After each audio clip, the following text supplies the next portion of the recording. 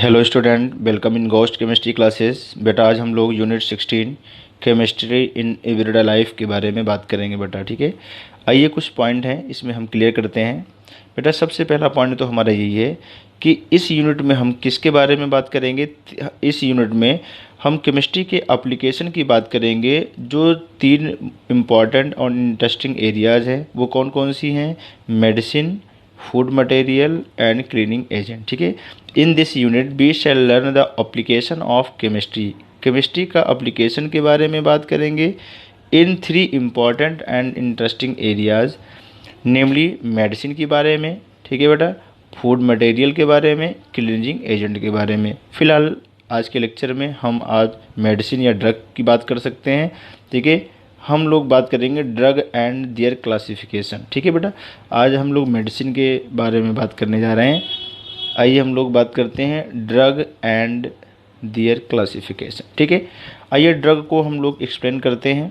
फिलहाल बेटा जो ड्रग होते हैं, ठीक है, वो हमारे क्या होते हैं? केमिकल होते हैं। ठीक है, अगर मैं ड्रग को अगर मैं एक्सप्लेन करूं तो drugs are chemical of low molecular mass. ठीक है बेटा, जो ड्रग होते हैं वो हमारे क्या होते हैं? केमिकल्स ही होते हैं, जिनका और क्या होता है, इनका मॉलिक्यूलर मास बहुत कम होता है, 100 to 500 mu हुआ करता है। ठीक है बेटा, थोड़ा सा हम लोग पीछे जाएंगे, हम लोग थोड़ा सा इसके बारे में बात करेंगे। इसके और भी चैप्टर हमने बात किया था, बायोमॉलिक्यूल में और पॉलीमर में भी बात किया था।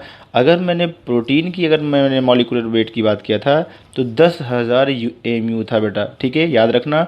और पॉलीमर में हमने कहा था 10⁻³ से लेकर के 10⁻7, ठीक है बेटा, mu की बात किया था। और ये ड्रग में कितना है? 100 to 500 mu। ठीक है, इस तरीके से ये तीनों डाटा याद रखना बेटा। 10,000 प्रोटीन के लिए, 10⁻³ से 10⁻7 पॉलीमर की बात करेंगे।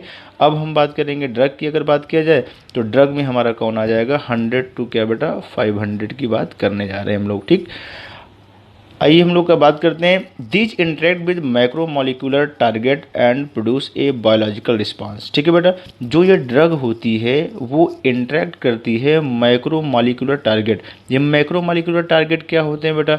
माइक्रोमोलिकुलर टारगेट जाहिर सी बात है जो भी हमने बायोमॉलिक्यूल में पढ़ाया है वो भी वही हमारे क्या है बेटा? मैक्रोमॉलिक्यूल हैं। जैसे प्रोटीन की बात कर लिया जाए, कार्बोहाइड्रेट की बात कर लिया जाए बेटा। ठीक है, रिसेप्टर के भी, ये सब बार आगे बात कर रहे हैं। फिलहाल हम कह रहे हैं these interact with micromolecular target and produce a biological response. ठीक है बेटा, ये जो ड्रग होते हैं वो हमारे बॉडी के अंदर जो माइक्रोमोलिकुलर टारगेट होते हैं उनसे इंटरेक्ट करते हैं और अपना बायोलॉजिकल रिस्पांस शो करते हैं। लेकिन एक बात जान लेना बहुत ज़रूरी है बेटा, अगर यही बायोलॉजिकल रिस्पांस अगर हमारे लिए जो भी हमने ड्रग का इस्तेमाल किया और उसका बायोलॉजिकल रिस्पांस जो भी हमारी बॉडी के अंदर आया, अगर वो थेरेप्यूटिक है, चिकित्सीय है एंड यूजफुल और हमारे लिए यूजफुल है, तब हम उस केमिकल को हम क्या नाम दे सकते हैं? मेडिसिन। ठीक है, तब मेडिसिन का अब बेटा हमें डिफिनेशन पता होना चाहिए। मेडिसिन वो केमिकल है जिस केमिकल को हम अगर अपने बॉडी में लें तो जो बायोलॉजिकल रिस्पांस आए वो बायोलॉजिकल रिस्पांस हमारे लिए थेरेप्यूटिक हो, ठीक है बेटा, और यूजफुल हो, तब उस ऐसे केमिकल को हम क्या नाम दे देंगे? मेडिसिन। ठीक है, अब आगे बात करते हैं या ड्रग या मेडिसिन की अगर मैं बात करूं, इसका इस्तेमाल हम कहाँ करते हैं बेटा? डायग्नोसिस को करने में, डिजीज़ की डायग्नोसिस करने में भी करते हैं, डिजीज़ के प्रिवेंशन में भी करते हैं एंड ट्रीटमेंट में भी करते हैं ऑफ डिजीज़। ठीक, कहने का मतलब ये है कि जो ड्रग होते हैं वो या मेडिसिन की बात कर सकते हैं फ़िलहाल, जो हम उसका इस्तेमाल कहाँ करते हैं बेटा? हम डायग्नोसिस में करते हैं, प्रिवेंशन रोकने में, ठीक है, एंड ट्रीटमेंट ऑफ डिजीज़। ठीक है, डिजीज़ की बात किया जाए, रोगों को डायग्नोसिस करने में, रोकने में और उसके ट्रीटमेंट करने में इस्तेमाल करते हैं। ठीक है, एक पॉइंट बड़ा इंपॉर्टेंट है बेटा कि if taken in doses higher than dose recommended. ये बहुत इंपॉर्टेंट पॉइंट है बेटा कि अगर वो ड्रग, जो भी ड्रग हम इस्तेमाल कर रहे हैं, जो डॉक्टर ने रिकमेंडेड डोज जो दिया है, कहा है बेटा, अगर वही उतने ही अगर मात्रा में अगर हम लेते हैं तब तो वो एज ए मेडिसिन के तरीके काम करेगी। ठीक है बेटा, वो एज ए वो केमिकल कैसा काम करेगा? ड्रग के तरीके काम करेगा, मेडिसिन के तरीके काम करेगा। लेकिन अगर हमने उस डोज को अगर हायर डोज में अगर मैंने ले लिया, जो हमारे लिए रिकमेंडेड है उससे ज़्यादा ले लिया, तो वही हमारी जो ड्रग है वो हमारी पोटेंशियल पॉइजन की तरीके काम करने लगेगी, जहर बन जाएगी। ठीक है बेटा, ये बात आपको याद समझ में आ जाना चाहिए। If taken in doses higher than dose recommended, most of drug, ज़्यादातर ड्रग यूज एज मेडिसिन, जो कि हमारी मेडिसिन की तरीके इस्तेमाल होती हैं। ज़्यादातर जो ड्रग है जो हैं, ठीक है, केमिकल्स हैं, ऐसे बोल सकते हैं, जो मेडिसिन के तरीके इस्तेमाल होती हैं वही हमारी कैसे काम करने लगेंगी, एज ए पोटेंशियल पॉइजन के तरीके काम करने लगेंगे बेटा, जहर बन जाएंगे। ठीक है, इस तरीके से हम ध्यान देंगे। Use of chemicals for therapeutic effect is called chemotherapy. ठीक है बेटा, कीमोथेरेपी किसे बोलते हैं, ऐसे केमिकल जिसका क्या हो बेटा, थेरेपेटिक इफेक्ट आ रहा हो। ठीक है, उसे हम क्या बोलेंगे, कीमोथेरेपी। यूज ऑफ केमिकल इसका इस्तेमाल किया जाता हो for therapeutic effect is called chemotherapy, इसी को हम क्या बोलते हैं बेटा, कीमोथेरेपी। ठीक है, आप लोगों ने ज़्यादातर इसको कैंसर के ट्रीटमेंट में ज़्यादा ध्यान दिया सुना होगा बेटा, कीमोथेरेपी, रेडियोथेरेपी। तो कीमोथेरेपी जो होता है वो ड्रग के केमिकल्स के द्वारा ट्रीटमेंट होता है। रेडियोथेरेपी रेस की बात होती है बेटा। ठीक है, उसमें रेस डाल करके टिश्यूज़ को ट्रीटमेंट करते हैं बेटा। ठीक है, तो ये बात समझ में आ जाना चाहिए। थोड़ा सा मैं इसको समराइज़ करूँगा। ड्रग जो होते हैं क्या होते हैं, और लो मॉलिक्यूलर मास होते हैं, रखते हैं बेटा। कितना लो मॉलिक्यूलर मास होना चाहिए, 100 to 500 MU। ठीक है बेटा, और ये हमारे क्या करते हैं, इंटरेक्ट करते हैं माइक्रो मॉलिक्यूलर टारगेट से, और क्या देते हैं बेटा, बायोलॉजिकल रिस्पांस देते हैं। अगर यही बायोलॉजिकल रिस्पांस हमारा क्या बेटा, थेरेप्यूटिक है, यूजफुल है, तब हम क्या करेंगे, ऐसे केमिकल को हम क्या नाम देंगे, मेडिसिन। ठीक है बेटा, और इस मेडिसिन का इस्तेमाल हम क्या कर सकते हैं, डायग्नोसिस करने में कर सकते हैं बेटा, प्रिवेंशन करने में, और ट्रीटमेंट ऑफ डिजीज़। ठीक है, डिजीज़ को डायग्नोस करने में, प्रिवेंट करने में और ट्रीटमेंट करने में भी इस्तेमाल कर सकते हैं या करते हैं। ठीक है, एक पॉइंट और भी हमने बताया बेटा कि अगर जो भी डॉक्टर ने जो भी डोज अगर आपको दिया, ठीक है, कि ये सुबह शाम लेना है बेटा, तो उसको आपने अगर रिकमेंडेड डोज में अगर बेटा लिया उसको, तब तो वो एज ए मेडिसिन के तरीके काम करेगी। लेकिन अगर उस डोज को अगर हायर डोज में अगर बेटा ले लिया, तब उस वो हमारी वही मेडिसिन, वही क्या ड्रग जो मेडिसिन के तरीके काम करती थी, वही ड्रग हमारी क्या हो जाएगी बेटा, पॉइजन के तरीके काम करने लगेगी। ठीक है, जहर हो जाएगी। ठीक है, use of chemicals for therapeutic effect, ऐसे केमिकल जिसका थेरेप्यूटिक इफेक्ट आता हो। ठीक है बेटा, कहने का मतलब इस तरीके से चिकित्सीय इफेक्ट आता हो। ठीक है बेटा, थेरेप्यूटिक इफेक्ट आता हो, उसे हम क्या बोलते हैं, कीमोथेरेपी। ठीक है, कीमोथेरेपी समझ में आ जाना चाहिए। ऐसे केमिकल जिसका इस्तेमाल हम थेरेप्यूटिक इफेक्ट में करते हो उसे क्या बोलते हैं बेटा, कीमोथेरेपी। ठीक, आइए हम लोग आगे बढ़ते हैं। अब हम क्लासिफिकेशन ऑफ ड्रग के बारे में बात करने जा रहे हैं। ड्रग को कैसे हम क्लासिफाई करते हैं बेटा। ठीक है, क्लासिफिकेशन ऑफ ड्रग के बारे में बात करेंगे हम लोग। आइए, ड्रग के क्लासिफिकेशन में अगर बात किया जाए तो drug can be classified mainly on criteria outline as follows. ठीक है, ड्रग को हम 4 क्राइटेरिया में बांटते हैं बेटा। ठीक है, एक हम बात करते हैं on the basis of pharmacological effect. ठीक है, एक तो हमारा क्या होता है बेटा, फार्मेकोलॉजिकल इफेक्ट के आधार पर मैं ड्रग को डिवाइड करता हूँ बेटा। ठीक है, क्लासीफाई करता हूँ बेटा।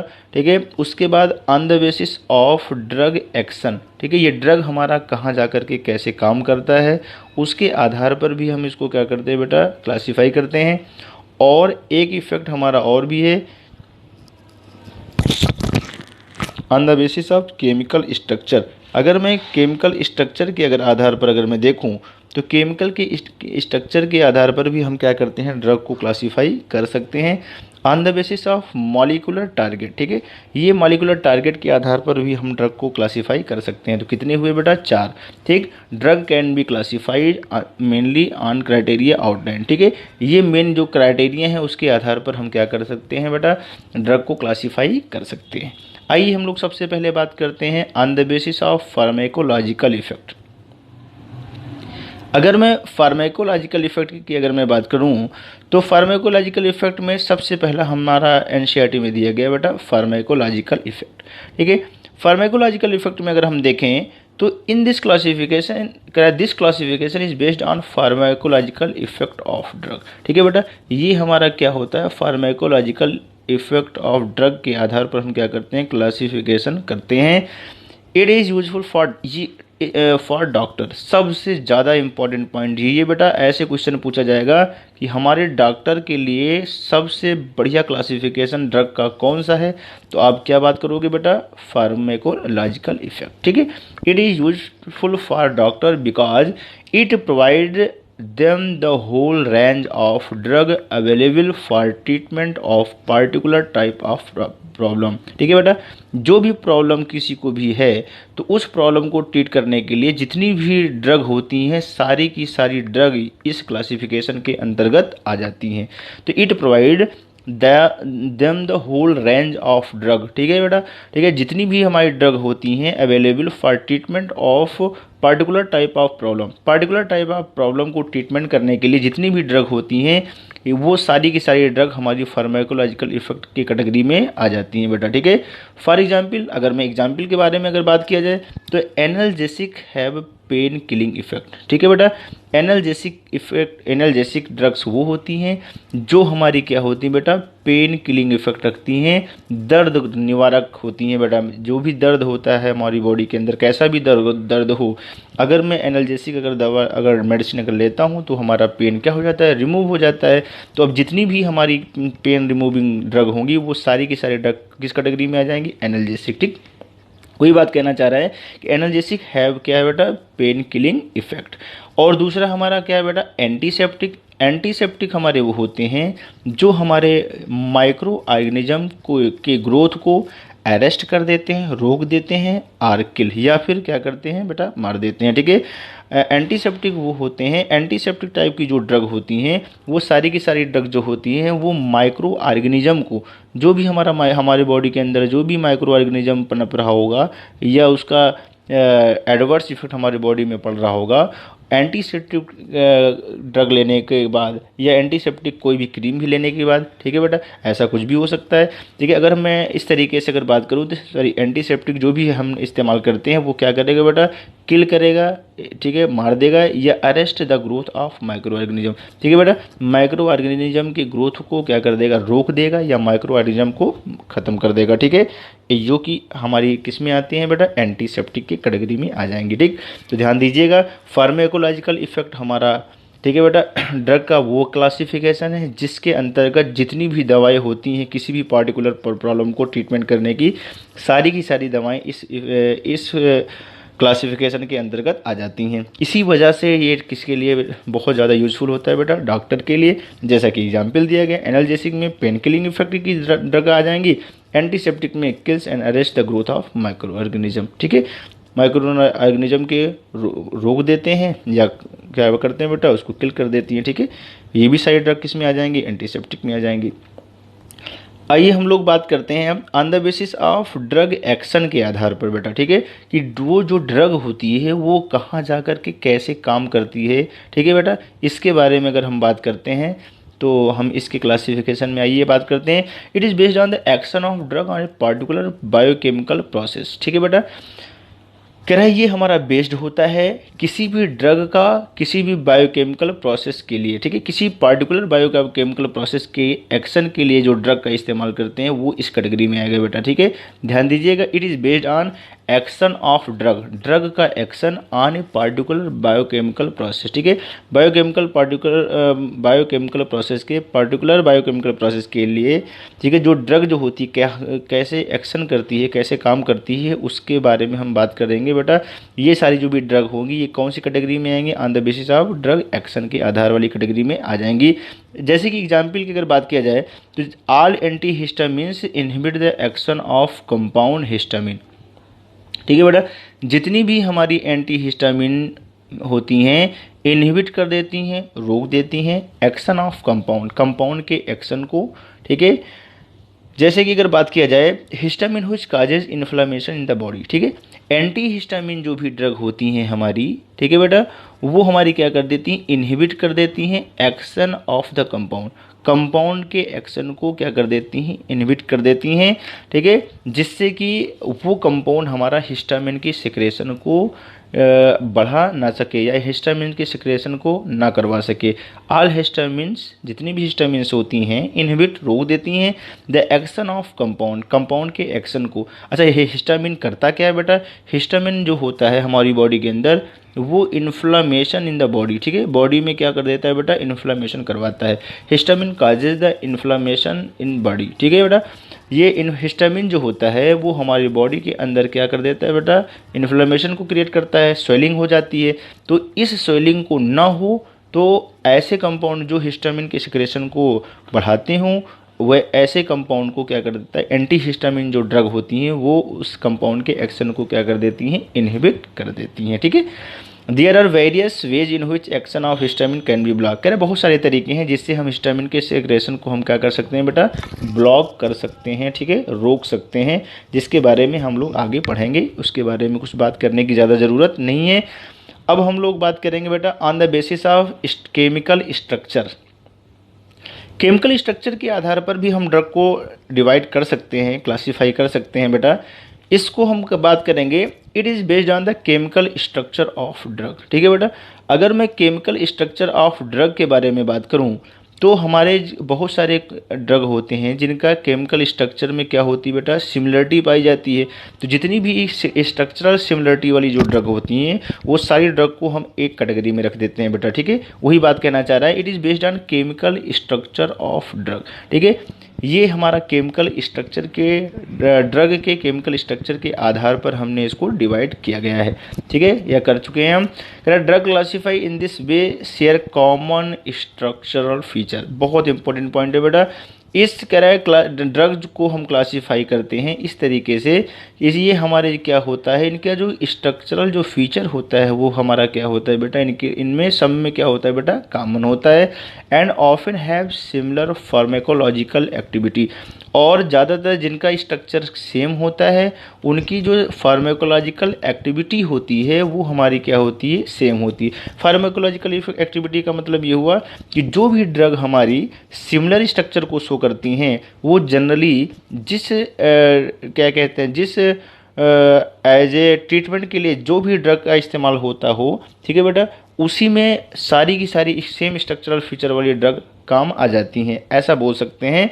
या ऐसा भी बोल सकते हैं कि ऐसी ड्रग जिसमें स्ट्रक्चरल सिमिलरिटी पाई जाती है, ठीक है, अगर वो ड्रग किसी भी रोग को ट्रीटमेंट करने के लिए अगर इस्तेमाल किया जा रहा है तो वैसी सिमिलरिटी को रखने वाला कोई दूसरा ड्रग जो अगर है तो वो भी क्या कहते हैं? इस्तेमाल किया जा सकता है, ठीक है। तो वही बात कहना चाह रहे हैं, often have similar pharmacological activity. Pharmacological activity अभी मैंने बताया था किसके लिए हुआ करता था बेटा? डॉक्टर के लिए, ठीक है। क्यों? क्योंकि ये क्या बताता था? Whole range of drug available for treatment of particular type of problem. Particular type of problem को ट्रीटमेंट करने के लिए सारी की सारी ड्रग्स किस में आ जाती थी? किस कैटेगरी में? फार्माकोलॉजिकल एक्टिविटी में, ठीक है। ये बातें समझ में आ जाना चाहिए। जैसे कि स्ट्रक्चर यहाँ पर दिया गया है, often have similar pharmacological activity. जैसे सल्फोनामाइड की अगर मैं बात कर लूँ बेटा, सल्फोनामाइड जो होता है उसमें कॉमन स्ट्रक्चरल फीचर पाया जाता है। कॉमन स्ट्रक्चरल फीचर ये पाया जाता है, जितनी भी सल्फोनामाइड टाइप की ड्रग होंगी, सल्फोनामाइड होंगी, सारे की सारी ड्रग में ये स्ट्रक्चर जरूर पाया जाएगा, ठीक है। NH2C6H5S डबल बॉन्ड हो, ठीक है, NHR, ठीक है। ये हमारी कौन है? सल्फोनामाइड। अभी बेटा हम इसकी बात कर रहे हैं सिफिलिस के ट्रीटमेंट में हम इसको दे दिया करते हैं। सिफिलिस के ट्रीटमेंट में बहुत सारी ड्रग का इस्तेमाल किया गया है बेटा, ठीक है। अभी हम पॉल एहरलिच साहब ने सबसे पहले क्या कहते हैं ट्रीटमेंट की बात किया था सिफिलिस में, ठीक है। अभी जस्ट आगे हम बात कर रहे हैं ड्रग के बारे में, तो वहाँ पर हम बात करेंगे, तो इस चीज़ को हम बात करेंगे। तो ये कहना मैं यही चाहूँगा बेटा कि जो सल्फोनामाइड है इसका जो स्ट्रक्चरल सिमिलरिटी जो आप देख रहे हैं, ये जितनी भी सल्फोनामाइड होंगी वो सारी की सारी ड्रग में ये स्ट्रक्चरल सिमिलरिटी जरूर से ज़रूर पाई जाएगी, ठीक है। यही बात ऊपर कहा भी, ये कह चुका है बेटा क्या कि कॉमन स्ट्रक्चरल फीचर, ठीक है। जितनी भी हमारी ड्रग होंगी वो जो होंगी जिसमें कॉमन स्ट्रक्चरल फीचर होगा वो हमारी क्या होती हैं? प्रायः क्या करती है? सिमिलर फार्माकोलॉजिकल एक्टिविटी को शो करती हैं, ठीक है। On the basis of molecular target के बारे में बात करेंगे बेटा कि ये जो हमारा मॉलिक्यूलर टारगेट के आधार पर हम कैसे ड्रग को हम क्लासीफाई कर सकते हैं, तो इसके बारे में बात करते हैं। Drug usually interact with biomolecules such as, ठीक है, अभी मैंने इसके पहले भी मैंने बताया था कि जो ड्रग जो होते हैं वो हमारे क्या करते हैं बेटा, मॉलिक्यूलर मैक्रो मॉलिक्यूलर टारगेट पे जाके काम करती हैं बेटा, ठीक है, इंटरेक्ट करती हैं। वही बात कहना चाह रहा है कि drug usually interact with biomolecule, जैसे कि कौन कौन से बायोमोलिक्यूल, कार्बोहाइड्रेट की बात कर लिया जाए, लिपिड की बात कर लिया जाए, प्रोटीन की बात कर लिया जाए, न्यूक्लिक एसिड, जो भी हमारे ये बायोमोलिक्यूल हैं, इन पर जा करके हमारा ड्रग जो होता है इनके साथ इंटरेक्ट करता है, ठीक है बेटा। तो इस आधार पर भी हम क्या करते हैं, ड्रग को क्लासीफाई कर सकते हैं। These are called target molecule, इन सारे लोगों को हम क्या नाम देते हैं, टारगेट मॉलिक्यूल। अभी जैसे मैंने बोला अभी, कार्बोहाइड्रेट भी हो सकते हैं, प्रोटीन भी हो सकते हैं, न्यूक्लिक एसिड भी हो सकते हैं, लिपिड भी हो सकते हैं। ये सारे क्या हैं बेटा, मॉलिक्यूलर टारगेट बोल सकते हैं, या हम इन्हीं को क्या बोल सकते हैं, ड्रग टारगेट भी बोल सकते हैं, ठीक है। मॉलिक्यूलर टारगेट भी बोल सकते हैं और हम क्या बोल सकते हैं बेटा, ड्रग टारगेट भी इसको हम बोल सकते हैं, ठीक। आगे हम बात करेंगे drug processing some common structural feature में have the same mechanism of action on target. ये बड़ा इंपॉर्टेंट पॉइंट है बेटा, ठीक है। ऐसी ड्रग जो कॉमन स्ट्रक्चरल फीचर शो करती हूँ, अभी जैसा जस्ट मैंने इसके ऊपर मैंने बताया कि ऐसी ड्रग जो कॉमन स्ट्रक्चरल फीचर शो करती हैं, सेम फार्माकोलॉजिकल एक्टिविटी को शो करती हैं, अभी जस्ट मैंने बताया है। यहाँ पर देखिए बेटा, common structural feature are often have similar pharmacological activity, ठीक है बेटा। वही बात कहना चाह रहा है, ऐसी ड्रग जिनके पास कॉमन स्ट्रक्चरल फीचर हो पाया जाता है, में have same mechanism of action on target, ठीक है। जो हमारा टारगेट का एक्शन का जो मैकेनिज्म है वो हमारा क्या होता है, सेम हो सकता है, ठीक है। The classification based on molecular target is most useful classification for medicinal chemist. एक सबसे बढ़िया क्वेश्चन है बेटा, ये बात क्वेश्चन एक बार पूछा भी जा चुका है कि मेडिसिनल केमिस्ट के लिए सबसे बढ़िया क्लासिफिकेशन कौन सा होगा, तो हम क्या बताएंगे बेटा, मॉलिक्यूलर टारगेट, ठीक है। On the basis of molecular target की अगर बात किया जाए तो मॉलिक्यूलर जो टारगेट का क्लासिफिकेशन है ड्रग का, वो हमारे मेडिसिनल केमिस्ट के लिए सबसे इम्पॉर्टेंट है। क्यों इम्पॉर्टेंट है, क्योंकि ये ड्रग हमारा जाकर के किस टारगेट पर काम करेगा, ठीक है बेटा। स्ट्रक्चरल सिमिलरिटी के बारे में, सारी चीज़ों के बारे में जानकारी यहाँ पर मिल जाती है, इसलिए जो मेडिसिनल केमिस्ट होते हैं बेटा उनके लिए ये सबसे ज़्यादा इम्पॉर्टेंट होता है क्लासिफिकेशन, कौन सा, मॉलिक्यूलर टारगेट क्लासिफिकेशन, ठीक। आइए हम लोग बात करते हैं ड्रग टारगेट इंट्रैक्शन के बारे में, बात करते हैं कि ड्रग हमारा जो होता है अपने टारगेट से किस तरीके से इंटरेक्ट होता है, इसके बारे में हम लोग बात करने जा रहे हैं बेटा, ठीक है। ड्रग टारगेट इंट्रैक्शन के बारे में, ड्रग टारगेट इंट्रैक्शन। अगर मैं ड्रग टारगेट इंट्रैक्शन की अगर बात करूं तो अभी मैंने बताया था जो हमारे टारगेट होते हैं वो हमारे कौन होते हैं बेटा, मैक्रो मॉलिक्यूल्स होते हैं। वो मैक्रो मॉलिक्यूल्स कौन कौन से थे बेटा, हमने बताया था, अभी इसके जस्ट ऊपर ही बता के आ रहा हूँ बेटा। वो हमारे कौन कौन से हो सकते हैं, कार्बोहाइड्रेट हो सकते हैं, लिपिड हो सकते हैं, प्रोटीन हो सकते हैं और न्यूक्लिक एसिड भी हो सकते हैं, अभी जस्ट मैंने बात किया। अब हम बात करेंगे ड्रग टारगेट इंट्रैक्शन के बारे में बात करने जा रहे हैं बेटा।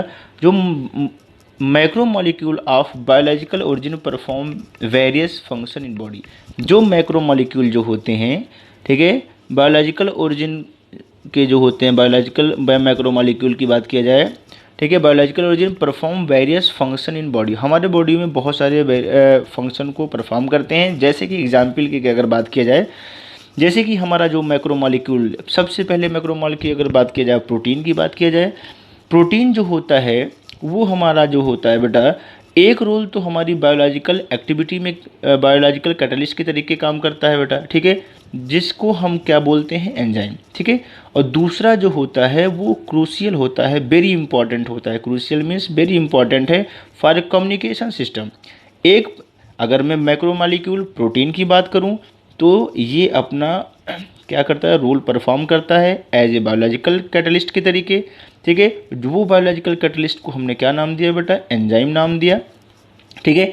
और वही प्रोटीन जो होती है वो हमारा क्या होता है, क्रूशियल होगा फॉर कम्युनिकेशन सिस्टम के लिए, ठीक है। और जो ये कम्युनिकेशन सिस्टम के लिए हमारा जो है वो हमारा कम्युनिकेशन सिस्टम के लिए जो है वो हमारा कौन है बेटा, रिसेप्टर। ठीक है, तो जो रिसेप्टर होते हैं वो हमारे क्या होते हैं, प्रोटीन होते हैं। जो एंजाइम होते हैं बेटा वो भी हमारे प्रोटीन होते हैं, लेकिन एंजाइम जो होता है वो बायोलॉजिकल कैटलिस्ट के तरीके हमारी बॉडी में काम करता है, और जो रिसेप्टर होता है वो हमारा क्या होता है बेटा, कम्युनिकेशन सिस्टम में इन्वॉल्व होता है। ठीक है, क्रूशियल कम्युनिकेशन सिस्टम की अगर बात किया जाए तो कम्युनिकेशन सिस्टम के लिए क्या होता है, बहुत इंपॉर्टेंट होता है, वेरी इंपॉर्टेंट होता है कौन बेटा, रिसेप्टर। तो ये बात समझ में आ जाना चाहिए। हमने क्या बताया, मैक्रोमॉलिक्यूल जो होते हैं बायोलॉजिकल ओरिजिन की अगर बात किया जाए, ठीक है, जो बायोलॉजिकल ओरिजिन में जो होते हैं वो हमारे बहुत सारे फंक्शन को हमारी बॉडी में परफॉर्म करते हैं, जैसे कि मैक्रोमॉलिक्यूल, जैसे कौन सी मैक्रोमॉलिक्यूल, प्रोटीन की बात कर लिया जाए तो ये प्रोटीन हमारा कौन हो, कैसे काम करेगा, बायोलॉजिकल कैटलिस्ट के तरीके भी काम करेगा, जिसे हम क्या बोलेंगे, एंजाइम। और दूसरा हमारा कम्युनिकेशन सिस्टम में बेटा इन्वॉल्व होगा। अगर कम्युनिकेशन सिस्टम में अगर इन्वॉल्व हुआ तो हम क्या नाम देंगे बेटा, रिसेप्टर। ठीक है, तो अगर इसके आगे की बात किया जाए तो जो कैरियर प्रोटीन की अगर बात किया जाए बेटा, अगर कैरियर प्रोटीन का अगर हम नाम लें तो जो कैरियर प्रोटीन होते हैं वो कैरी करते हैं क्या बेटा, पोलर मॉलिक्यूल। एक वर्ड हम एक पॉइंट हमारा ये भी क्लियर हो जाना चाहिए कि जो हमारी कैरियर प्रोटीन होती है वो कैरी करती है किसको बेटा, पोलर मॉलिक्यूल को अक्रॉस द सेल मेम्ब्रेन। जो हमारी बॉडी के अंदर जो सेल मेम्ब्रेन होती हैं, ठीक है, सेल में जो सेल मेम्ब्रेन होती है उस सेल मेम्ब्रेन के थ्रू जो कैरियर प्रोटीन होती है वो सिर्फ पोलर मॉलिक्यूल को ही क्या करती है, क्रॉस करवा पाती है। कहने मतलब कैरी करती है, नॉन पोलर को कैरी नहीं करती है बेटा। ठीक है, ये कैरियर प्रोटीन जो है ये भी हमारा क्या है बेटा, मैक्रो मॉलिक्यूल ही है, जाहिर बात है प्रोटीन है ही है। ठीक है, तो कैरियर प्रोटीन कैरी करती है क्या बेटा, पोलर मॉलिक्यूल को, किसके थ्रू, सेल मेम्ब्रेन के अक्रॉस। ठीक, दूसरा हमारा जो मैक्रो मॉलिक्यूल है वो हमारा क्या है, न्यूक्लिक एसिड। न्यूक्लिक एसिड की अगर बात किया जाए तो न्यूक्लिक एसिड क्या है बेटा, have coded genetic information for sale. ठीक है, ये न्यूक्लिक एसिड की अगर बात की, हालांकि मैं बायोमॉलिक्यूल में बता चुका हूँ न्यूक्लिक एसिड के बारे में। ठीक है बेटा, डीएनए आरएनए वगैरह के बारे में सब पढ़ा चुका हूँ। ठीक है, तो nucleic acid have coded genetic information for sale. ठीक है, सेल के लिए क्या होता है, कोडेड जेनेटिक इन्फॉर्मेशन रखते हैं कौन, ठीक है बेटा, न्यूक्लिक एसिड। ठीक है, ये न्यूक्लिक एसिड कौन, डीएनए भी हो सकते हैं, आरएनए भी हो सकते हैं, सारी बातें हम कर चुके हैं। अगर मैं लिपिड और कार्बोहाइड्रेट की अगर बात करूं तो हमारा ये क्या करते हैं, स्ट्रक्चरल पार्ट बनाते हैं किसका, सेल मेम्ब्रेन का। ठीक है, सेल मेम्ब्रेन का अगर आपसे क्वेश्चन पूछा जाए कि स्ट्रक्चरल पार्ट जो होता है जनरली किसका बना होता है, तो आप क्या आंसर दोगे बेटा, लिपिड का, और किसका बेटा, कार्बोहाइड्रेट का। ठीक है, और न्यूक्लिक एसिड क्या करता है, जेनेटिक, बहुत शार्ट में दिया गया है, कुछ पॉइंट हैं, कोडेड जेनेटिक इन्फॉर्मेशन किसी भी सेल के लिए रखता है बेटा। ठीक है, we shall explain the drug target interaction with the example of enzyme and receptor. ठीक है, हालांकि मेरे इस चैप्टर में एंजाइम और रिसेप्टर के बारे में ही बात की गई है, तो हम लोग सिर्फ इसी के बारे में बात करेंगे बेटा। Enzyme as drug target. ठीक है, सबसे पहले हम बात करेंगे एंजाइम एज ड्रग टारगेट। ठीक है, और उसके बाद हम बात करेंगे बेटा रिसेप्टर के बारे में भी हम बात करेंगे। रिसेप्टर भी हमारा क्या होता है, एज ए टारगेट की तरीके हम काम करवाते हैं बेटा। ठीक है, ये करते हैं इस तरीके से, रिसेप्टर एज ड्रग टारगेट भी है एक। ठीक है, इस तरीके से ये रिसेप्टर एज ड्रग टारगेट। तो सबसे पहले तो हम बात करने जा रहे हैं प्रोटीन की, बात करेंगे प्रोटीन एज ड्रग टारगेट।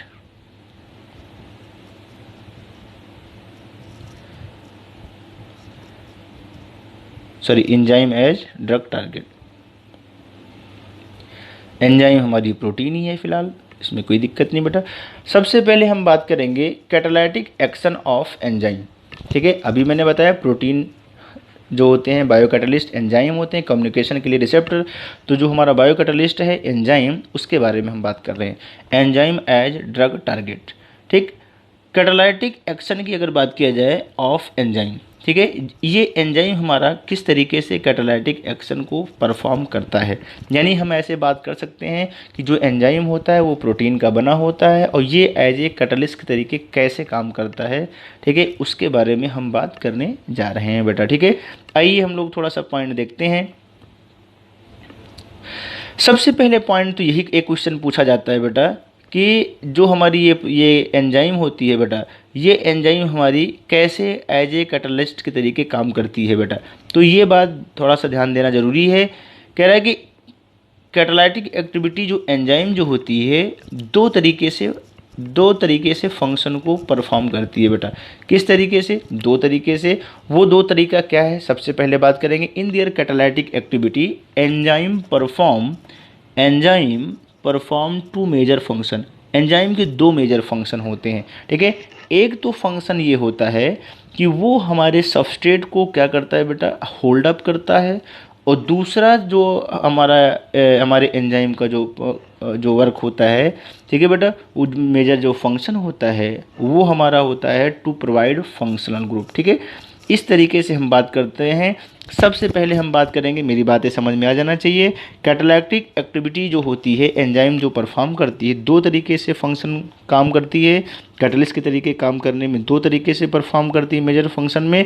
पहला फंक्शन ये है कि वो हमारा क्या करता है, फर्स्ट फंक्शन एंजाइम का ये होता है to hold the substrate for a chemical reaction. किसी भी केमिकल रिएक्शन को होने के लिए सबस्ट्रेट को क्या करता है बेटा? होल्ड अप कर लेता है, पकड़ लेता है। First function of enzyme is to hold substrate for a chemical reaction. Chemical reaction होने के लिए एंजाइम जो होता है सबस्ट्रेट को होल्ड कर लेता है, पकड़ लेता है, ठीक है। Active site of enzyme hold the substrate molecule in a suitable position, ठीक है। जिससे क्या होता है, जो एक्टिव साइट होती है एंजाइम की से, ठीक है, hold the substrate molecule in suitable position, ठीक है। और ये कैसे पकड़ता है? अपनी एक्टिव साइट से, ठीक है। अब अपनी एक्टिव साइट में क्या करता है, एंजाइम सबस्ट्रेट को पकड़ लेता है, ठीक है, सुटेबल पोजीशन पर, ठीक है, so that it can be attack by reagent effectively. जिससे क्या हो बेटा कि ये जो हमारा सबस्ट्रेट है वो रिएजेंट से बहुत अच्छे तरीके से क्या हो, अटैक किया जा सके, रिएक्शन आगे हो सके।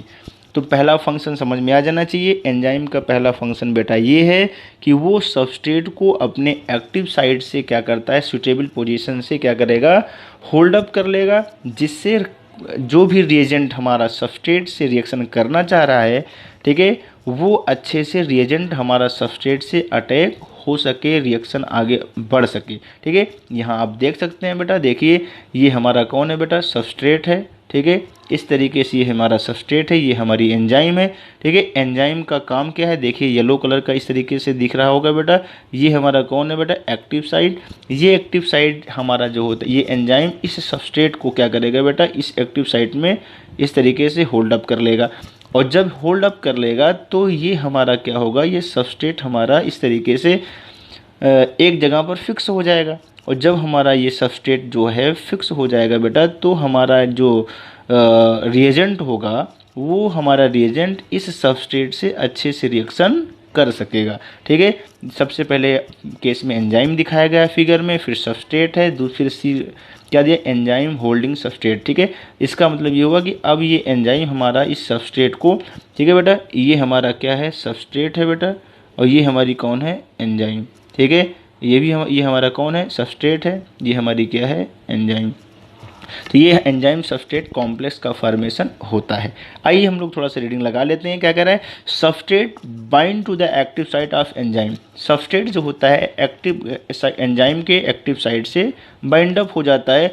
और इस जगह पर इस तरीके से ध्यान दीजिएगा बेटा, या इस जगह पर क्या होता है, बहुत सारे बॉन्ड के जरिए ये क्या होता है, सबस्ट्रेट से एंजाइम बाइंड अप होता है। वो बॉन्ड हमारा कौन कौन सा है, आयनिक बॉन्ड भी हो सकता है बेटा, हाइड्रोजन बॉन्डिंग के जरिए, वांडर वाल इंट्रैक्शन की बात कर लिया जाए, या वंडरवाल, या इसी को बोल सकते हैं डायपोल इंट्रैक्शन। ध्यान दीजिएगा, substrate bind to the active site of enzyme through a variety of interaction such as ionic bond, hydrogen bond, van der Waals interaction, या फिर बोल सकते हैं डायपोल इंट्रैक्शन, ठीक है। इन सारे बॉन्ड के जरिए, ठीक है बेटा, इस तरीके से यहाँ पर एक्टिव साइट से क्या होता है, सबस्ट्रेट हमारा क्या हो जाता है, बाइंड अप हो जाता है।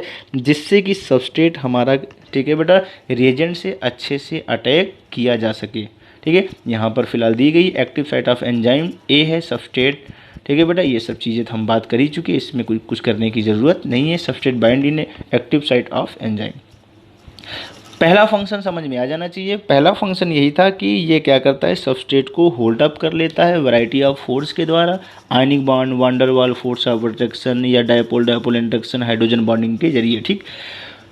दूसरा तरीका, दूसरा क्या है, दूसरा मेजर फंक्शन एंजाइम का क्या है, second function of enzyme to provide functional group. बहुत इंपॉर्टेंट पॉइंट है बेटा, पहला फंक्शन समझ में आ जाना चाहिए, to hold the substrate molecule on active side by the variety of interaction like a ionic bond, van der Waals force of attraction, dipole dipole attraction और हाइड्रोजन बॉन्डिंग। ठीक है। और दूसरा सेकंड फंक्शन जो है बेटा वो क्या करेगा, प्रोवाइड फंक्शनल ग्रुप। ये क्या करेगा, फंक्शनल ग्रुप को प्रोवाइड करेगा that will attack the substrate, जिससे कि क्या हो बेटा कि सबस्ट्रेट अटैक कर सके and carry out the chemical reaction, जिससे केमिकल रिएक्शन भी आगे बढ़ सके। Second function of enzyme is to provide functional group that will attack the substrate. ठीक है। कह रहा है कि एंजाइम क्या करता है, फंक्शनल ग्रुप को प्रोवाइड करता है जिससे कि सबस्ट्रेट अच्छे से अटैक कर सके and carry out the reaction, chemical reaction, जैसे जिससे क्या हो, रिएक्शन आगे बढ़ सके। ठीक है। आगे हम लोग बात करते हैं। सबसे पहले कैटालाइटिक एक्शन ऑफ एंजाइम को हमने आपको समझा दिया बेटा। अब हम बात करने जा रहे हैं ड्रग एंजाइम इंट्रैक्शन के बारे में बात करने जा रहे हैं। ठीक है। Drug enzyme interaction.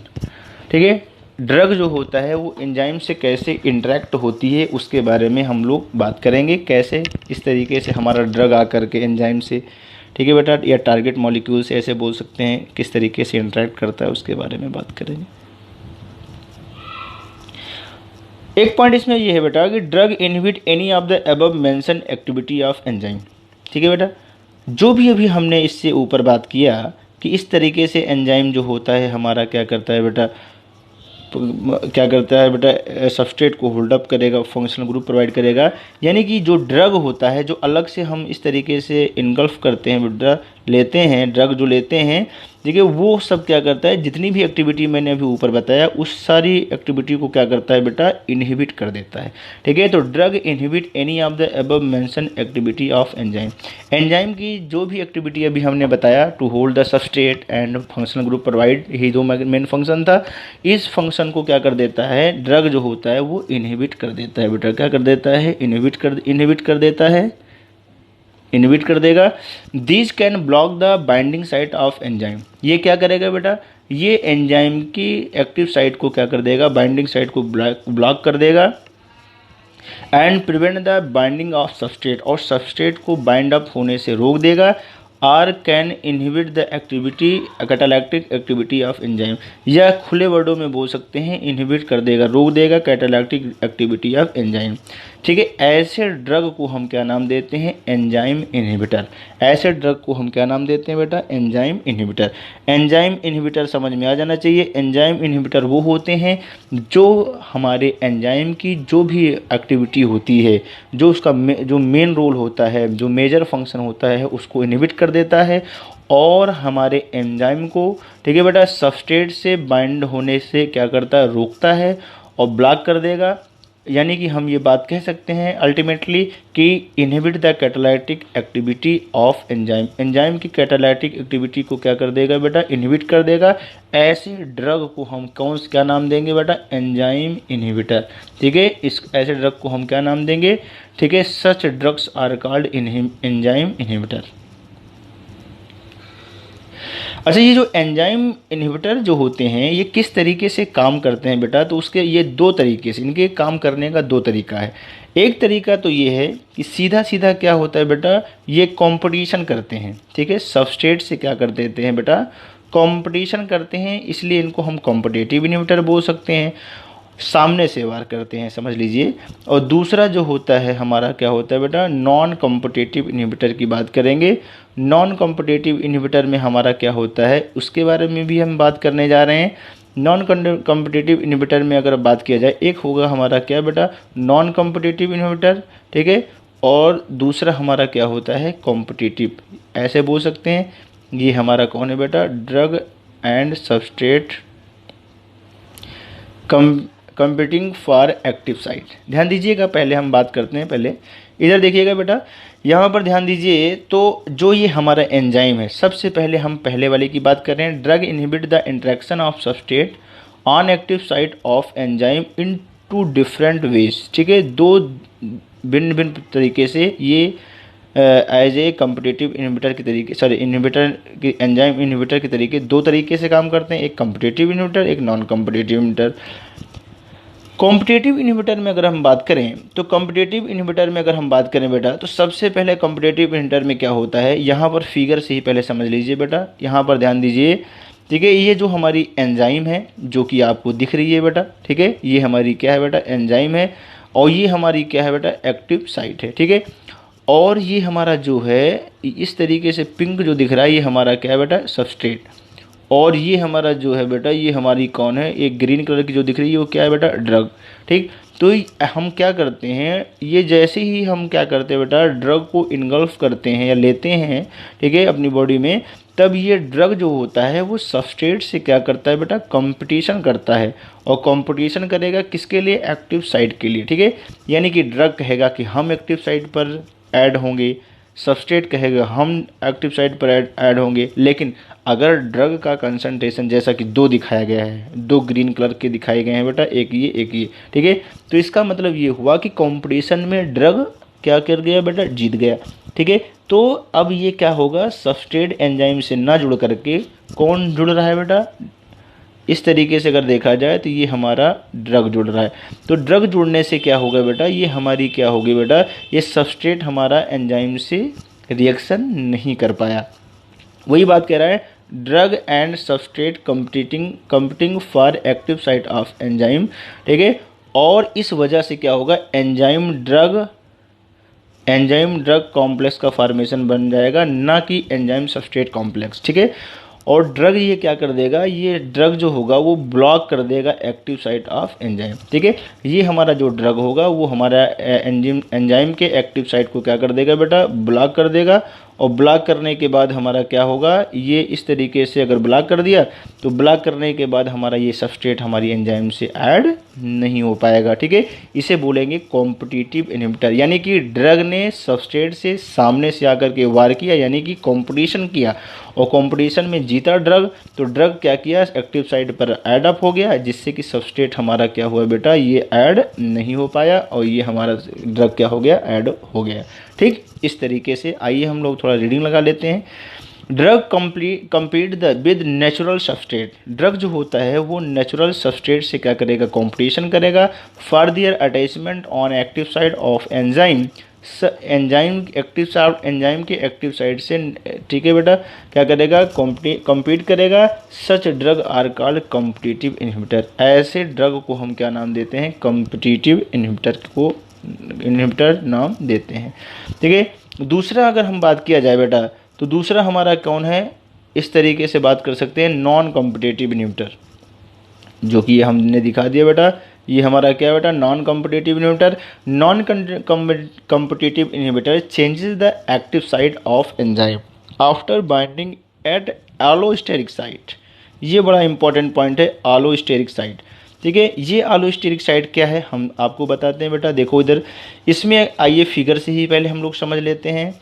ये हमारा एंजाइम है, थोड़ा सा इस तरीके से ध्यान दीजिएगा, ये एंजाइम है, ये हमारा कौन है बेटा, एक्टिव साइट। ठीक, इस एक्टिव साइट का जो शेप है आपको दिख रहा है इस तरीके से। ठीक है, लेकिन जैसे ही हम क्या करते हैं, ऐसी कोई ड्रग का इस्तेमाल करें, ठीक है बेटा, जो कि एज ए इनहिबिटर के तरीके काम करना है, जो कि इनहिबिटर दिख रही है बेटा, ये हमारा क्या होता है, ये सीधा जा कर के एक्टिव साइड से ना जुड़ करके ये पीछे से वार करता है। कौन, नॉन कॉम्पिटिटिव इनहिबिटर टाइप की जो ड्रग होती हैं वो क्या होता है बेटा, पीछे से वार करती हैं। और एंजाइम एक होती है एलोस्टेरिक साइट होती है बेटा, क्या, एलोस्टेरिक साइट हमने दिखाया है आपको, ये एलोस्टेरिक साइट है।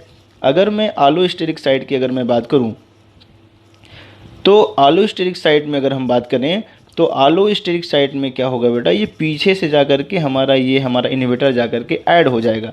कहाँ पर ऐड होगा, आप इस तरीके से, जहाँ पर मैं टिक कर रहा हूँ ध्यान दीजिएगा, इस तरीके से ये हमारा क्या होगा, यहाँ पे ऐड होगा। ये है हमारी आलोस्टेरिक साइट। ये सामने जो बड़ा सा ये खांचनुमा स्ट्रक्चर है ये हमारी एक्टिव साइट है, जो पीछे छोटा सा खांच लग बना हुआ ये आलोस्टेरिक साइट है। यहीं से इनहिबिटर जा करके ऐड हो जाएगा।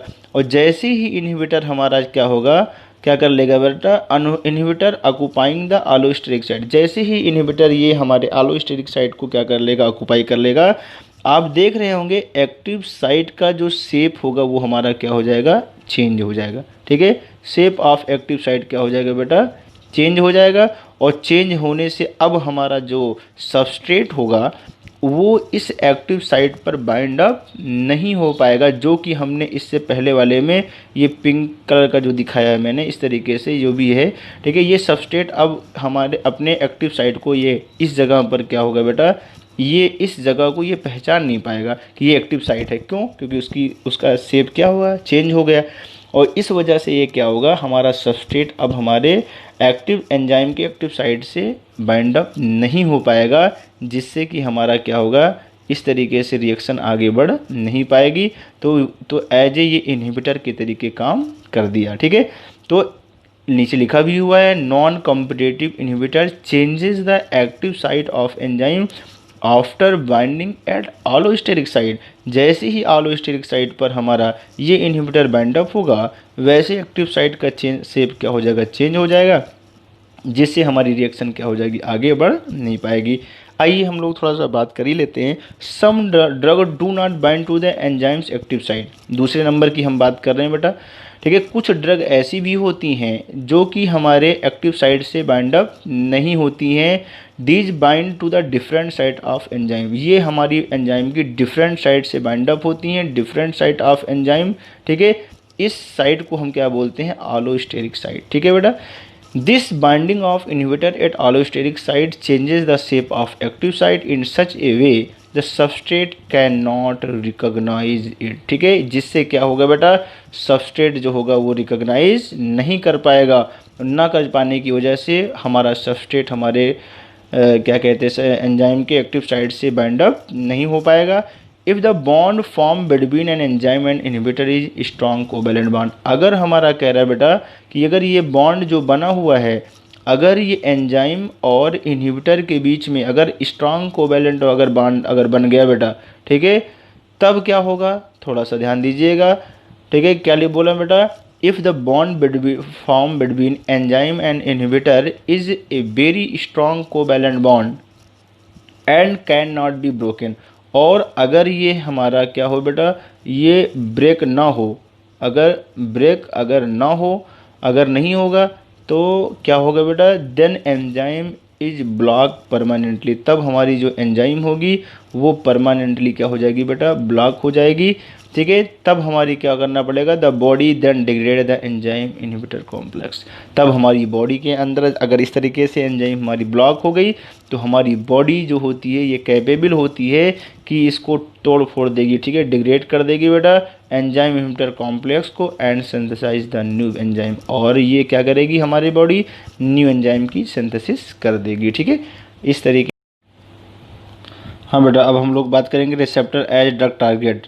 रिसेप्टर एज ड्रग टारगेट की अगर मैं बात करूं तो अभी मैं बात करके पीछे आ ही रहा हूँ बेटा कि जो हमारा रिसेप्टर होता है वो हमारा वो भी क्या होता है बेटा, प्रोटीन ही होता है। ठीक है, ये हमारा कैसे फंक्शन करता है, हमारे बॉडी के कम्युनिकेशन प्रोसेस में ये इन्वॉल्व होता है बेटा। ठीक है, इस वर्ड को थोड़ा सा ध्यान देना। रिसेप्टर हमारे क्या होते हैं, सबसे पहली बात तो एक मेन क्वेश्चन यही है कि रिसेप्टर हमारे क्या होते हैं बेटा, प्रोटीन होते हैं। ठीक है, क्या होते हैं बेटा, प्रोटीन होते हैं। ठीक है, और ये प्रोटीन होते हैं और हमारे क्या करते हैं बेटा, ये क्रूशियल टू बॉडीज़ कम्युनिकेशन। ठीक है, ये हमारी बॉडी कम्युनिकेशन के लिए क्या होते हैं, क्रूशियल होते हैं। क्रूशियल बोले तो वेरी इंपॉर्टेंट होते हैं फॉर कम्युनिकेशन प्रोसेस। ठीक है, receptor are protein that are crucial to body's communication process. ठीक, majority of these are embedded in the cell membrane. बहुत इंपॉर्टेंट पॉइंट है कि ज़्यादातर हमारे जो रिसेप्टर होते हैं वो एम्बेडेड होते हैं, धसे होते हैं कहाँ पर बेटा, सेल मेम्ब्रेन के अंदर। जैसा कि फिगर हम दिखा देते हैं, पहले फिगर में दिखाया भी गया है। आप यहाँ देखेंगे ये हमारा लिखा हुआ है बेटा कि ये एनिमल सेल है हमारी, क्या है बेटा, ये एनिमल सेल है। Small part of the cell membrane plasma membrane. ठीक है बेटा, ये हमारी क्या है, इस तरीके से हमारी यहाँ पर स्ट्रक्चर दिया, रिसेप्टर प्रोटीन इम्बेडेड इन, ठीक है, नाम में ही लिखा हुआ है बकायदा रिसेप्टर प्रोटीन। इसका मतलब रिसेप्टर तो क्या है बेटा, प्रोटीन ही है। सबसे पहला क्वेश्चन हम बार बार इसी को रिवाइज कर रहे हैं आपको, receptor protein embedded in the cell membrane, cell membrane the active side of the receptor open on the outer side region of the cell, ठीक है। रिसेप्टर जो होते हैं वो ओपन होते हैं कहाँ पर, outer side region of cell की अगर बात किया जाए तो यहाँ पर हम सीधा सीधा इस तरीके से अगर मैं बात करूँ तो यहाँ पर आप देखिए जो छोटा सा ये स्मॉल पार्ट ऑफ क्या दिया, small part of cell membrane या प्लाज्मा मेम्ब्रेन एनिमल सेल है, ये सेल मेम्ब्रेन की बात करते हैं, ये पूरी एनिमल सेल है बेटा, ठीक है। और उसका छोटा सा हिस्सा सेल मेम्ब्रेन को दिखाया गया है यहाँ पर, ठीक है, जूम करके। यहाँ पर अगर आप देखते हैं बेटा तो ये हमारा जो इस तरीके से जो स्ट्रक्चर बना हुआ है ये हमारा कौन है, यही हमारा क्या है, रिसेप्टर प्रोटीन है बेटा, ठीक है। ये हमारी कौन है बेटा, रिसेप्टर प्रोटीन है। और अगर मैं इसको अगर मैं देखूँ तो यहाँ पर अगर आप देखें तो आउटर सरफेस ये हमारी क्या है बेटा, आउटर सरफेस है, और ये हमारी क्या है, इंटीरियर सरफेस है, inner surface of cell membrane है बेटा, ठीक है। ध्यान दीजिएगा जो बाइंडिंग साइट जो है ऑफ रिसेप्टर वो कहाँ पर है, आउटर सरफेस पर है, ठीक है। जो बाइंडिंग साइट होती है या एक्टिव साइट जो बोल सकते हैं आप, ठीक है बेटा, जो कि हम एंजाइम में बोलते थे, यहाँ हम उसको बाइंडिंग साइट बोल रहे हैं, वो हमारा रिसेप्टर में कहाँ पर होता है, आउटर साइड में होगा। ये वर्ड याद रखना, आउटर साइड में। इंटीरियर साइड में आप देखिए तो ये वी शेप नहीं है बेटा, इस तरीके से आपको दिख रहा होगा फिगर में, ठीक है। ये हम आगे बात करते हैं, ठीक है। यहाँ पर अगर मैं बात करूँ तो यहाँ पर ये बात बोल भी रहा है फिलहाल, receptor protein are embedded in the cell membrane in which away that their small part processing, ठीक है, processing active side project out of the surface, ठीक है। इस तरीके से अगर बात किया जाए तो एक्टिव साइड जो होती है वो कहाँ पर होती है, out of the surface of the cell membrane, ठीक है। सबसे पहला सबसे ज़्यादा इंपॉर्टेंट पॉइंट यही है कि ये हमारे आउटर साइड में हमारी क्या होती है बेटा, एक्टिव साइड होती है, and open on the outside region of the cell membrane. यही वर्ड हम बार बार बोल रहे हैं बेटा, ये outside region of the cell membrane पर क्या होती है, ये ओपन होती है, ठीक है। आगे हम बात करेंगे, जो कि आगे बात बढ़ते हैं बेटा, इन the body message between two neuron. यहाँ पर आप देखिए किस तरीके से ये कम्युनिकेशन करता है बेटा, थोड़ा सा ध्यान दीजिएगा, ये स्ट्रक्चर आपको समझ में आ जाना चाहिए। जो ये हमारी बाइंडिंग साइट या एक्टिव साइट है, इसी पर हमारा क्या होगा, केमिकल मैसेंजर आकर के बाइंड अप होगा और अपने मैसेज को इस तरीके से हमारी सेल के अंदर ट्रांसफ़र करेगा। आइए हम लोग फिगर में ही पहले समझ लेते हैं बेटा।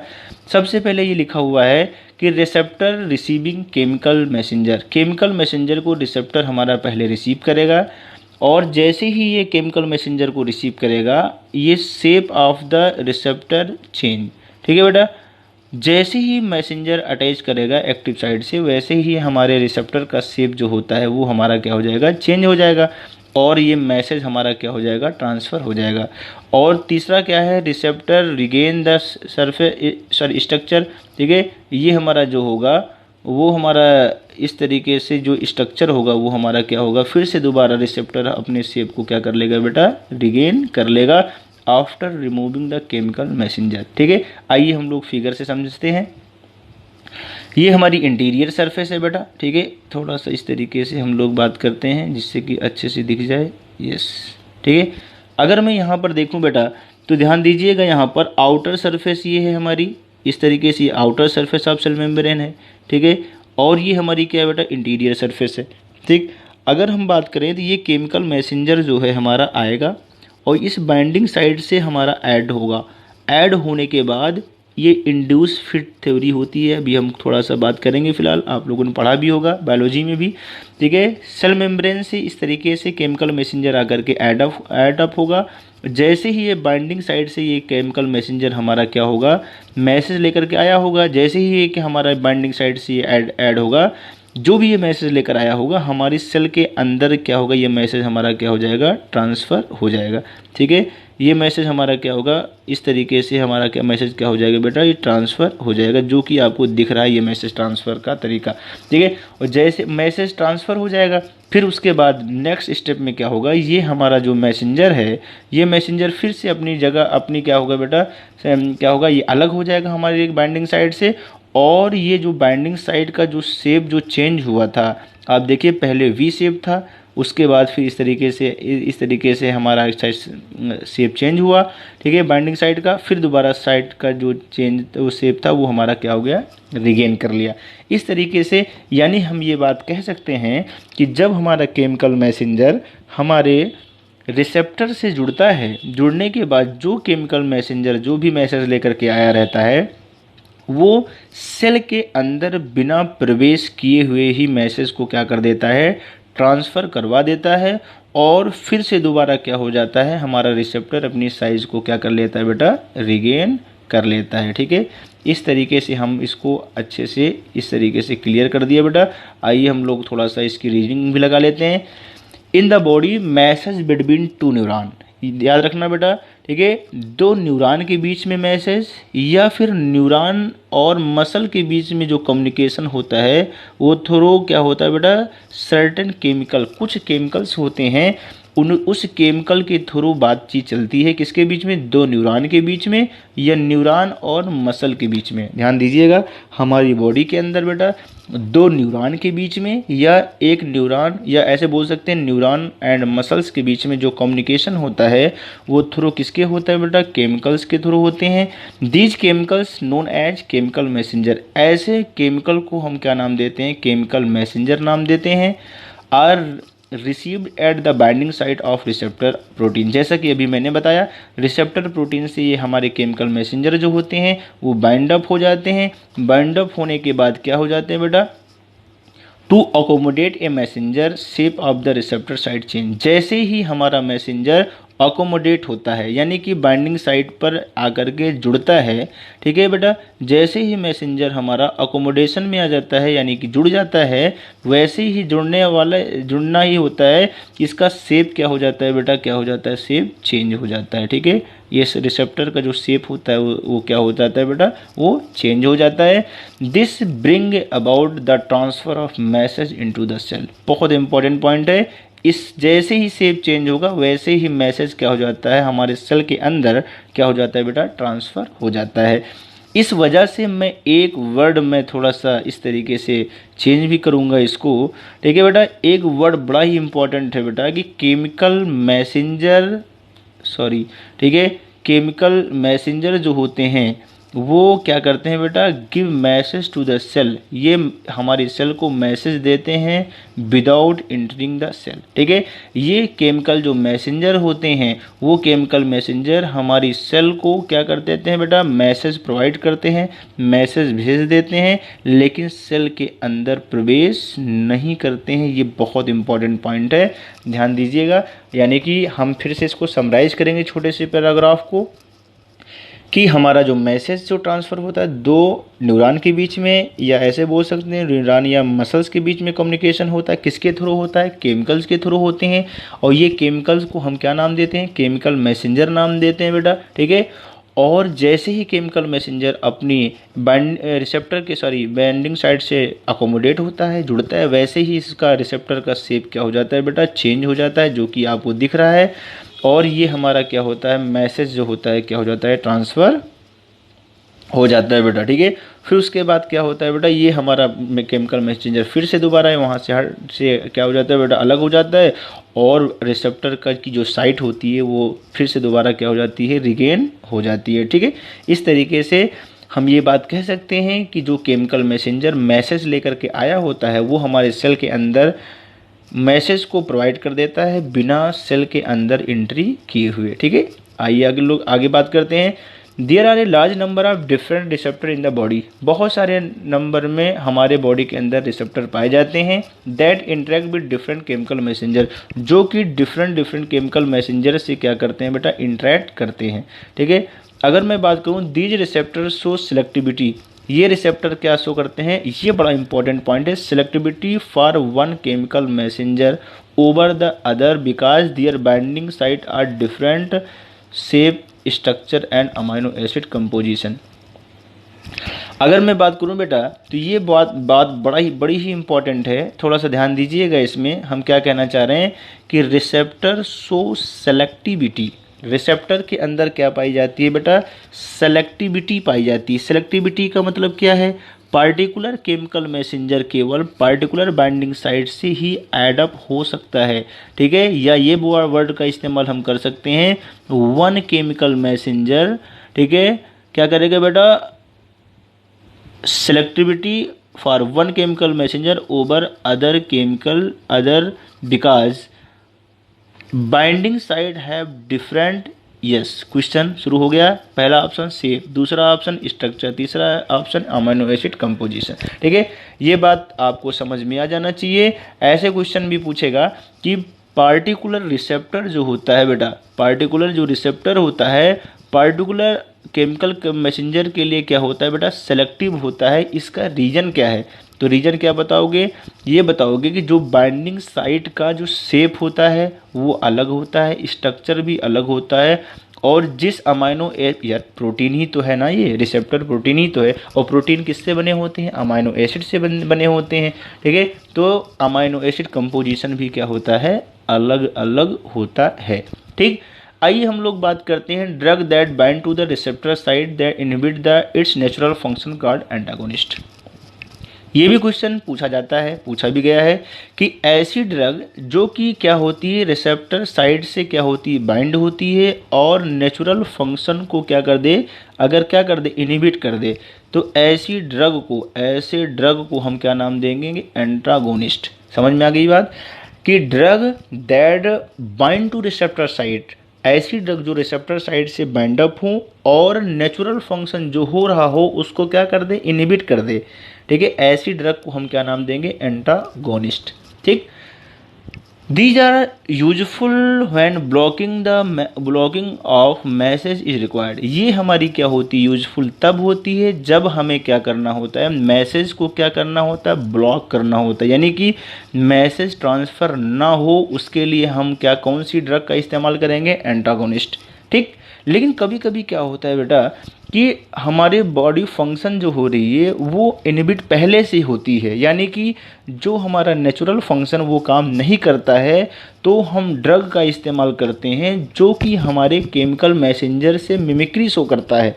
वो मिमिक्री शो करने की वजह से वो जा कर के बाइंड अप होगा और उसको लगेगा कि केमिकल मैसेंजर बाइंड अप हुआ, तो वो रिएक्शन जो नेचुरल थी वो नेचुरल रिएक्शन होने लगेगी। ऐसी रिएक्शन, ऐसे ड्रग को हम क्या बोलते हैं, एगोनिस्ट। क्या बोलेंगे बेटा, एगोनिस्ट। फिर से मैं बोलूँगा, there are other type of drug, ऐसी दूसरी तरीके की भी ड्रग होती हैं दैट, जो कि, ठीक है बेटा, मिमिक्री शो करती हैं the natural messenger by switching on the receptor, यानी कि जो रिसेप्टर पहले से स्विच ऑफ था उसको क्या करेगा बेटा, ये स्विच ऑन कर देगा, ये क्या कर देगा, स्विच ऑन कर देगा, जिससे कि क्या होगा, वो नेचुरल रिएक्शन होने लगेगी। ऐसे रिसेप्टर को हम ऐसे ड्रग को हम क्या बोलते हैं, एगोनिस्ट। क्या बोलेंगे बेटा, एगोनिस्ट। एगोनिस्ट नाम से लगता है कि अगेंस्ट है, लेकिन ये अगेंस्ट नहीं है बेटा, ये एगोनिस्ट। एगोनिस्ट का मतलब ये जो कि हमारी स्विच ऑन करता हो, और एंटागोनिस्ट वो है जो स्विच ऑफ करता हो। स्विच ऑफ बोलने का मतलब ब्लॉक करता हो मैसेज को, जो मैसेज को ट्रांसफ़र होने से ब्लॉक करता हो उसको हम बोलेंगे एंटागोनिस्ट। जो नेचुरल फंक्शन को रोक दे उसे एंटागोनिस्ट बोलेंगे। और ऐसी ड्रग जो मिमिक्री शो करती हो नेचुरल केमिकल मैसेंजर की तरह, और उस रिसेप्टर को क्या कर दे बेटा, बाइंड अप हो, उस रिसेप्टर से उसको क्या कर दे बेटा, स्विच ऑन कर दे, ठीक है। ऐसी ड्रग को हम क्या बोलेंगे बेटा, एगोनिस्ट, ठीक।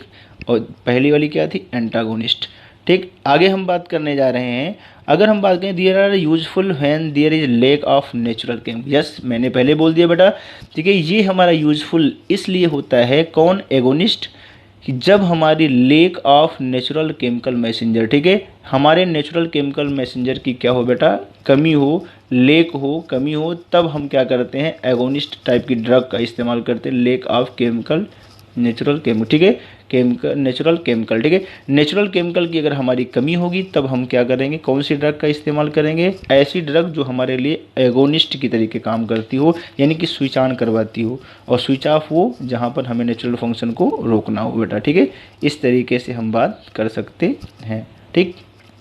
Thanks for watching this video, please like and subscribe, please like and subscribe करना